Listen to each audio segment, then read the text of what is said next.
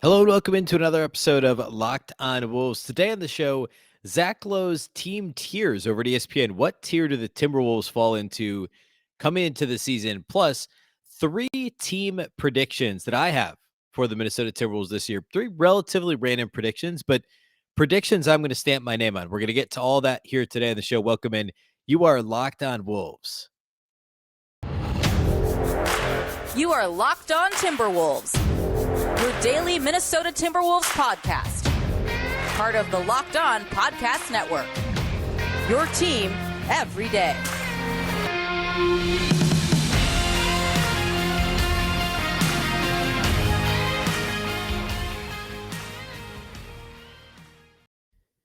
Hello and welcome to the Locked On Wolves podcast, part of the Locked On Podcast Network, your team every day. My name is Ben Beecken. I'm the host of Locked On Wolves. Happy Tuesday, everybody.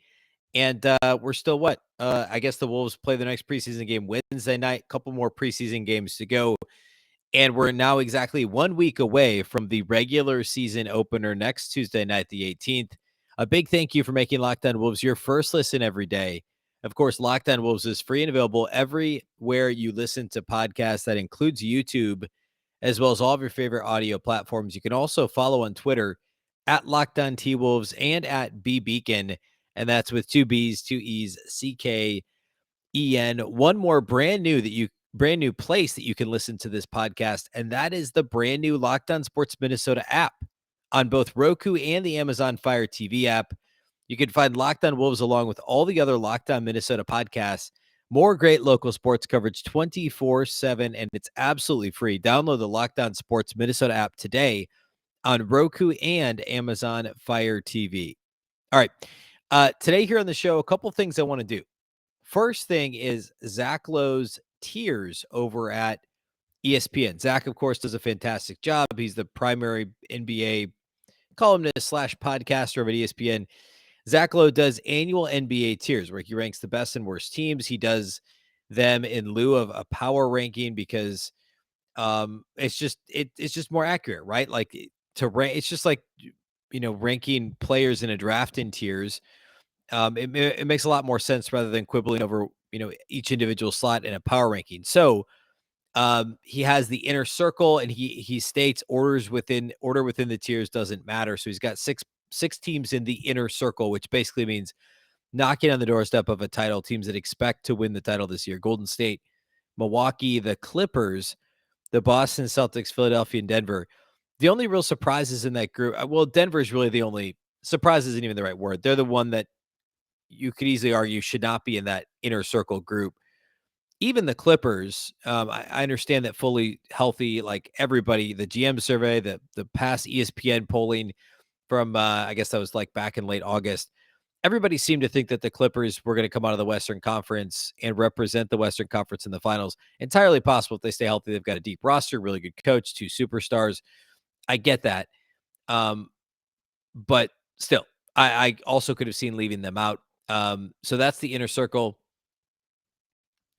The next tier down is strongest claim to spots 3 to 6 in the East, strongest claim to spots 3 to 6 in the West. In the East, it's Brooklyn, Toronto, Miami. No surprises there. In the West, it's Phoenix, Memphis, Minnesota, Dallas, and New Orleans. So he's got 5 teams where there should only be 4.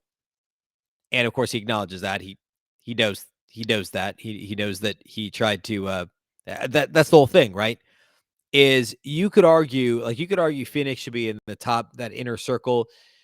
Memphis, you could, based on how good they were for most of last season, although the playoff exit was a little bit disappointing if you're a Grizzlies fan. The Timberwolves, the Mavericks actually did make the most noise of anybody on this list. Of course, the roster got worse in the offseason. And then New Orleans is a complete wild card because they weren't a playoff team last year, technically. And yet they get Zion Williamson back, who could, I mean, who knows? Like, it's not the craziest thing to consider that he could be a top 3, top 5 player this year. It's possible, unlikely, but possible. And so I want to read a little bit about what Zach says about the Timberwolves. First, he says in the West, it's impossible to slide Memphis, Minnesota, Phoenix, or Dallas any lower. All 4 could be offended at falling here. The only dilemma was whether New Orleans belonged and if the Lakers should come with them. So obviously he settled on including the Pelicans, but not the Los Angeles Lakers. He goes on to say Memphis and Minnesota are the best bets to usurp a top 4 spot. He says Minnesota ranked 6th in points per possession despite mediocre shooting from every range, which is true. And we talked about this a little bit during the season last year. We haven't focused as much about it in the offseason, as much on it, I should say, because the Wolves did finish, I think, 8th in offensive efficiency and offensive rating last year. So you look at that and it's like, they had a good offense. This is true. And he talks about them being 6th in points per possession, but they didn't actually shoot the ball that well from anywhere.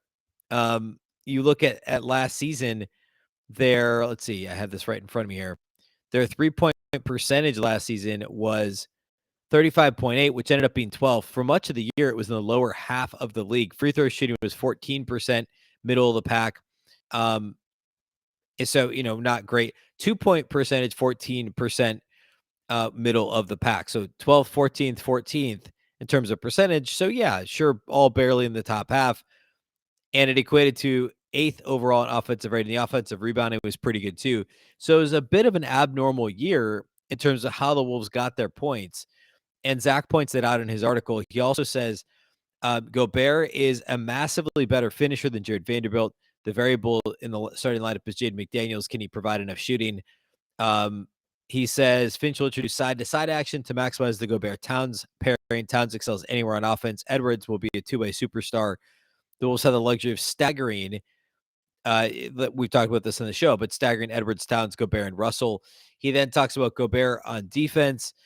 And he also predicts Edwards makes the all-defensive team within the next 3 seasons. Zach Lowe said this on his podcast when John Krasinski was on a few weeks ago, that he thought Edwards would make an all-defensive team in the next couple of years. He closes this section by saying that the Wolves should be a cinch to be in the playoffs with a real chance at home court in round 1, which of course means a top 4 seed in the West. And I've been saying all offseason they're a 3 to 5 seed in the Western Conference, 3rd, 4th, or 5th. Not ready to make my official prediction yet, although I'm going to get closer next segment. This is the Zach Lowe Tiers article is a perfect segue into 3. I'm going to call them my 3 random predictions for this season. I just went through last season's stats, this season's roster, and decided to come up with 3 things that I think will happen. 2 are team result specific. 1 is more player specific. And then this will kind of lead into a season preview. We've done all the player previews. If you missed those, go back really starting in early to mid-September. We did several a week. But team previews, right? Like win predictions, more specific predictions for individual players within the scope of the team, where the Wolves will finish in the West, a few other random over-unders from around the league based on their win totals at BetOnline. So we're going to do all that in the next week. We'll, of course, do post-game pods for the preseason games, but otherwise I want to do a bunch of predictions. So today, 3 random predictions, 2 team-specific, 1 player-specific about one of the Wolves starting one of the members of the Wolves starting lineup. So we're going to do all that here next. First, so let's talk about our friends over at Built Bar. If you haven't tried Built Bar Puffs yet, you are absolutely depriving yourself. Seriously. There's a new flavor if you're not familiar. Delicious, indulgent cookie dough covered in chocolate. Built has done it again. Let me introduce you to your new favorite. Cookie dough chunk puffs have a light and chewy texture, real cookie dough chunks, and of course they're covered in 100% real chocolate. All the joys of eating cookie dough without the hassle of making it. Plus, it's healthy for you. Cookie dough chunk puffs are only 160 calories, and they have a whopping 15 grams of protein. Run to Built.com to snag a box for you and the family. It will be the perfect treat. Or you can find a really good hiding place and simply hoard them for yourself. Like all Built Bars, the new cookie dough chunk puff is covered in 100% real chocolate. That means they're healthy and they're tasty. Chocolate-covered cookie dough with a light, fluffy texture. Delicious. Plus, what's great about Built is that all their bars are made with collagen protein, which your body absorbs more efficiently and provides tons of health benefits. Eat something that tastes good and is good for you. You're going to love the new cookie dough chunk puff. Whether you need a snack for your workout, a late-night treat, or just need to grab a quick bite, Built is the perfect protein bar, and they taste better than a candy bar. Ditch the calories, Ditch the fat and ditch the sugar. Grab yourself a Built Bar. Go to Built.com. Use the promo code LOCKEDON15. It's a little different than it used to be. Locked on 15. Don't forget the on, and get 15% off your order. Again, promo code Locked On 15. These are absolutely fantastic. Trust me, Built Bars are the best protein bar you'll ever have. Locked On 15 at Built.com to get 15% off.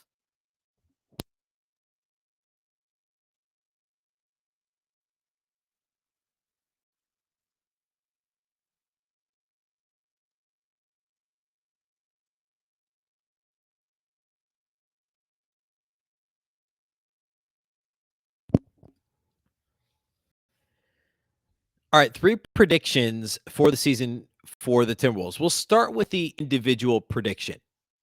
And this is I admittedly cherry picked this, just kind of thinking about things that maybe aren't expected outcomes that perhaps the casual fan, maybe a non-Timberwolves observer wouldn't expect to be the case. My first one is that D'Angelo Russell once again averages a career high in assists per game.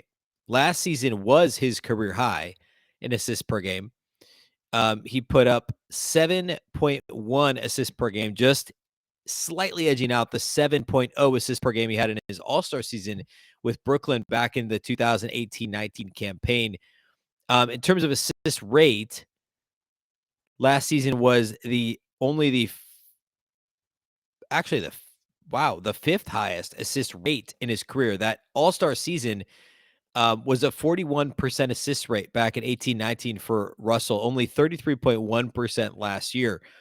I do think from a per game perspective, he will average more than 7.1 assists this year, and I think that the rate goes up. I don't know that he's gonna break the 41% that he did back several years ago, but last year he was only 33.1% in a Wolves uniform. He's 33.3% assist rate, which again, if you're not familiar, that means that when D'Lo's on the floor, 1/3 of teammates' shots are assisted by D'Lo, which, it's decent for a point guard. You'd love to be up closer to the 40% range. And I think D'Lo will be there this year. Why? Well, his role really shifted under Chris Finch last season. Under Ryan Saunders, it was just a steady night of pick and roll. Some isolations that he would, D'Lo had this tendency under Ryan Saunders, and I don't know if it was pushed by Saunders or more just D'Lo getting frustrated. Obviously, the two of them didn't see eye to eye most of the time. And D'Lo would go into isolation mode at the end of games. This, of course, is before Ant became Ant, Ant's rookie year. And it was obviously before Rudy Gobert. The roster was not as deep. So D'Lo just kind of did his thing, and he ran a lot of pick and roll. Under Chris Finch, even though they played fast under Ryan Saunders, it's more of a controlled fast now. The secondary break, flowing into half-court offense is so much better than it ever was under the previous regime. And D'Lo's doing more than just operating in pick and roll. Now, this season, though, we've talked about this on the show already the last week or so. I think the Wolves actually run more pick and roll than they did last season because they have Rudy Gobert on the roster. Rudy's the best roller, the best diver to the rim of anybody in the NBA. His rim or his roll gravity is just phenomenal, sucking the defense in as he dives to the basket.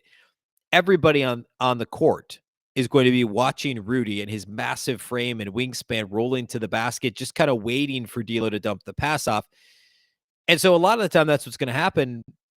But some of the time he's going to swing the ball around the perimeter to an open shooter in the slot or in the corner, or perhaps D'Lo himself will be the beneficiary of Rudy pulling the defense in. But in this case, in this conversation, I do think the assists come up for D'Lo because he'll run more pick and roll with a really good roller, a fantastic pick and roll partner, and they'll play faster. They'll play well in transition.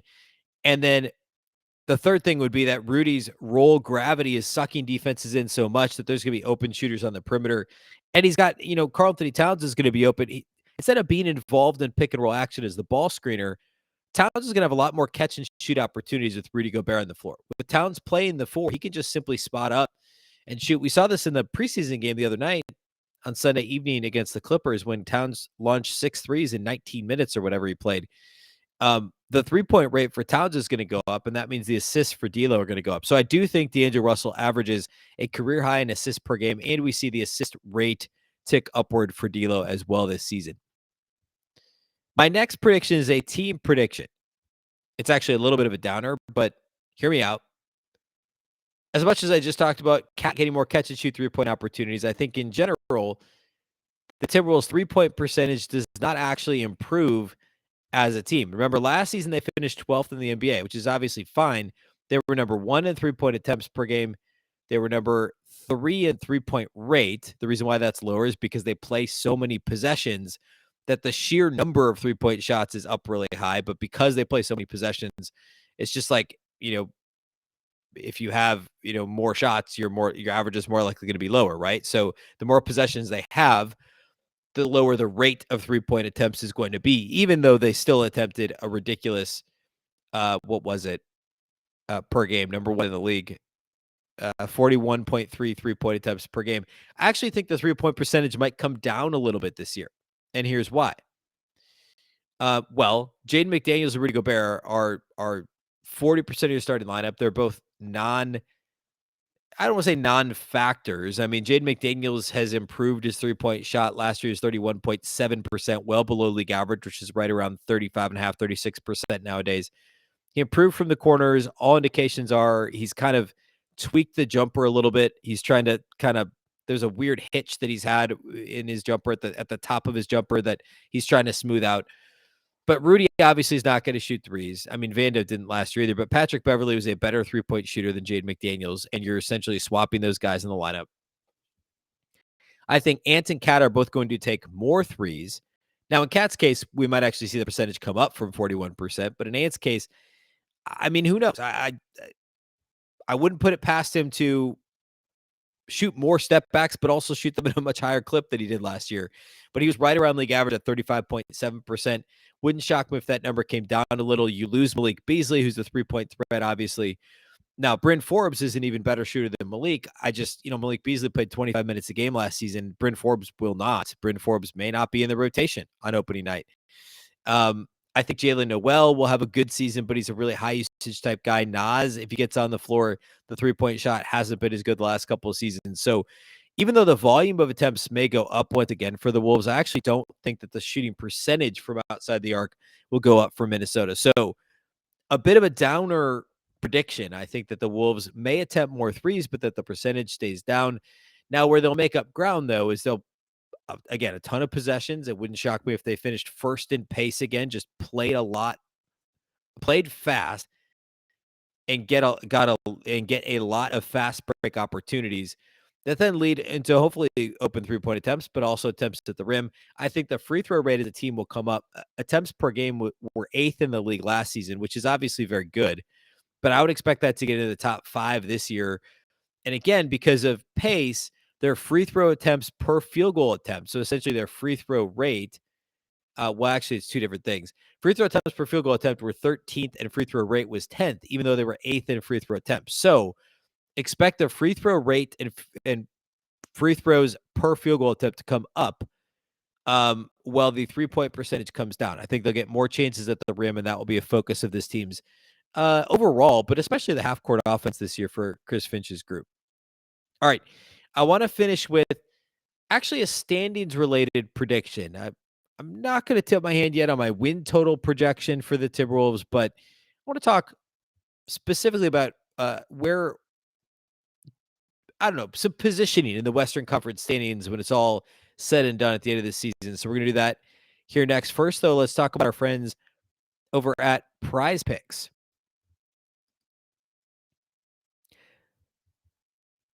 Wednesday night in the Timberwolves preseason game, provided they have a full lineup, I just might take Karl-Anthony Towns to score the over on his point total. I'm guessing it'll be somewhere around 20-ish for a preseason game. I may just take the over on D'Angelo Russell assists, and perhaps I'll take the under on Rudy Gobert blocks because maybe the minutes will be somewhat limited. You can do all that at Prize Picks. What do you love about NBA basketball? That makes it outside of how exciting it is, just that makes it that much more engaging. Prize Picks is the perfect place to add another layer to your NBA viewing experience. It's super easy to play. And here's how. I'll explain it real quick. Pick 2 to 5 players for any NBA game, and actually not limited to NBA, but for any game. And then you can pick if they'll score more or less than their prize picks projection. So essentially an over under. You can win up to 10 times your money on any entry. You're not competing against other people. It's just you versus the available projections on prize picks. They offer projections on any sport that you watch. NBA, NFL, MLB, NHL, PGA, college football and basketball, soccer, WNBA, esports, NASCAR, you name it. You can find it on Prize Picks. And again, your entries can be made in just 60 seconds or less. It really is that easy. They have safe and fast withdrawals. It's currently operational over 30 states and Canada. Again, you can also do cross-sport matches. You can take Karl-Anthony Towns, like say the Wolves have like a Thursday or a Monday or a Sunday game. You want to take Towns over on points. You want to take Kirk Cousins over on passing yards, or Justin Jefferson over on touchdowns, or whatever that might be. You can do a cross-sport match. It's a ton of fun. So be sure to go check that out at Prize Picks. Download the Prize Picks app or go to prizepicks.com to sign up and play daily fantasy sports. If you're a first-time user, you can get a 100% instant deposit match up to $100 with the promo code Locked On. I did that last year. I'm now a user, no longer a first-time user, but I used that promo code last year, and it was dollars well spent. If you deposit $100, Prize Picks will give you $100. If you deposit $50, Prize Picks will give you $50. Don't forget to enter promo code Locked On at sign up for your instant deposit match. Again, up to $100. Prize Picks app or go to prizepicks.com to sign up today.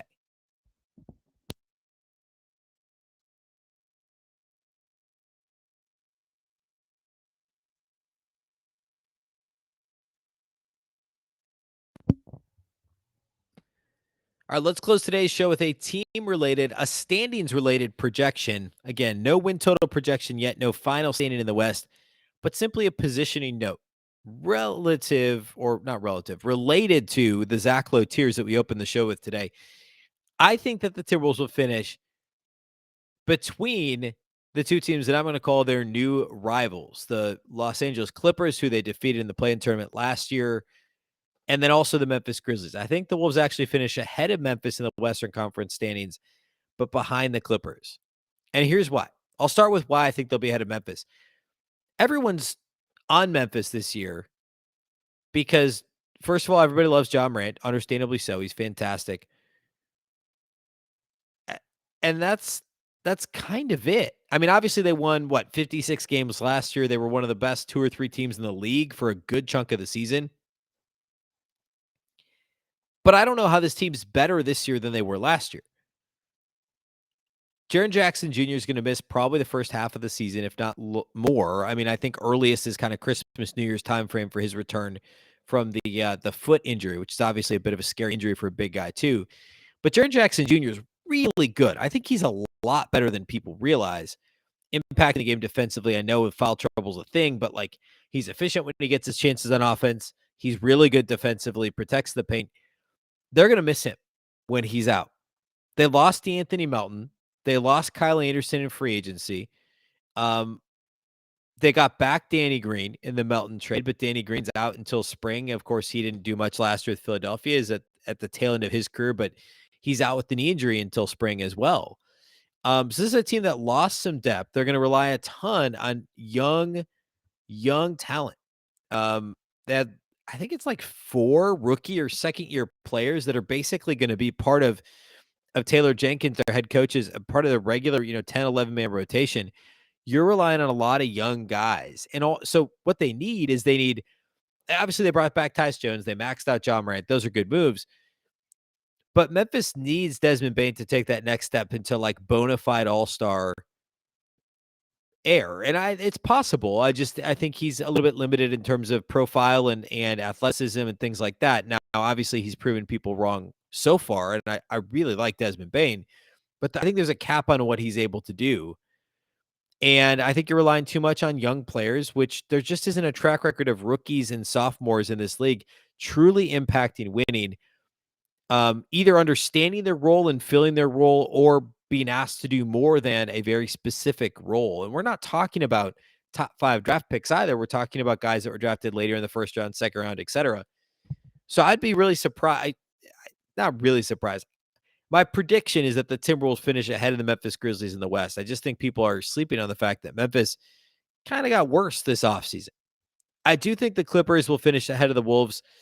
Folks are putting the cart before the horse with the Clippers because in 3 seasons of the George Kawhi thing, they had one playoff choke job and a couple of injury-riddled campaigns. The fully realized version of the Clippers with a really deep roster, a great coach in Ty Lue and 2 superstars in Paul George and Kawhi Leonard is probably a championship caliber team. But will they be able to stay on the court? Do they have enough size? I know that they don't generally care. They just want to play 5 out and make your life miserable. But I don't know. I think the Clippers still finish ahead of the Wolves in the regular season. Maybe the Clippers are 3, Wolves are 4, or maybe Clippers 2, Wolves 3 or 4.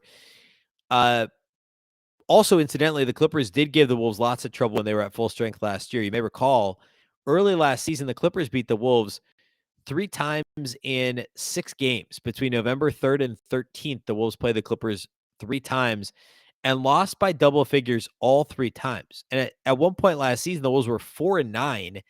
3 of those losses coming against the Clippers, and then the Wolves, of course, rattled off 5 wins, and the rest was history. They got above 500 on November 29th. And, I was going to say never looked back. That's not true because then they had that 5-game losing streak. I'd forgotten about that around the time when, actually a couple weeks before COVID hit the team. So the Wolves didn't actually get above 500 last season until late January, which is kind of crazy to think about now. But that was when they got above 500 to stay last season. And LA was a big part of putting the Wolves in this hole. And when the Wolves beat the Clippers by 18 in January, the Clippers were shorthanded. And of course, same thing in the playoffs. But the Clippers are really good. They've got a deep roster, a lot of two-way type guys that can defend multiple positions and be dynamic and athletic on the offensive end of the floor. So I think the Clippers probably finish 2 or 3 in the West. The Wolves are probably slightly behind that, but ahead of the Memphis Grizzlies. And upcoming here in the next few days, I will put a win total projection on the Timberwolves this year. My win total projection last year was not bad. I had the Wolves winning between 42 and 44 wins with their absolute max of 44, 45-ish. And of course, they ended up winning 46. So I was more optimistic than most projection models and then most power rankings and season, pundit projections last season. So we'll see. We'll see where I land this year with my projection for the Wolves, but that'll be on an upcoming episode. The Wolves, of course, play Wednesday night, so we'll have a non-game related show Wednesday. The Wolves play Wednesday night, so we'll do a post-game pod for Thursday. Posting times may be a little different this week. Actually, a bit of a transition for my podcast space. So if you watch on YouTube, it's going to look a little different here throughout the week, but then a more permanent, much better look here in the coming days in celebration of the start of the regular season. So get excited for that if you watch on YouTube. And if you don't, go check it out on YouTube. Subscribe to the channel. We'll also get an improvement in video quality as well. So those of you that watch on YouTube are going to like that. That should be in the coming days too. But go subscribe on YouTube, comment, like the video. It's all extremely helpful and it's greatly appreciated. Thank you for those of you that do make Locked On Wolves your first listen every day. Of course, free and available everywhere. In addition to YouTube, all your favorite audio platforms. You can follow on Twitter at Locked On T-Wolves and at Beecken. And now you can download the Locked On Sports Minnesota app on Roku or Amazon Fire TV. Locked On Wolves, along with all the other Minnesota sports Locked On podcasts, are available on the app. Again, Roku or Amazon Fire TV, the Locked On Sports Minnesota app. Once again, the Locked On Wolves podcast is part of the Locked On Podcast Network. The Locked On Podcast Network is your local experts on all the biggest stories. A reminder about the season preview series. Go ahead and make your second listen, the Ultimate Pro Basketball Preview 2022, a 6-episode extravaganza to get you ready for the NBA season. The local team experts and the NBA insiders of the Locked On Podcast Network and Odyssey combined into one Ultimate NBA Preview. Search for Ultimate Pro NBA Preview 2022 on your Odyssey app, YouTube, or wherever you get your podcasts. Again, yours truly was part of the On the Rise group, similar to the Zach Lowe tiers at ESPN, a similar grouping of teams. So go check that out. Find the episode with yours truly. Again, that's the Ultimate Pro Basketball NBA Preview 2022 on the Odyssey app, YouTube, or wherever you listen to podcasts. Once again, I'm Ben Beecken. This is the Locked On Wolves podcast, and we'll catch you next time.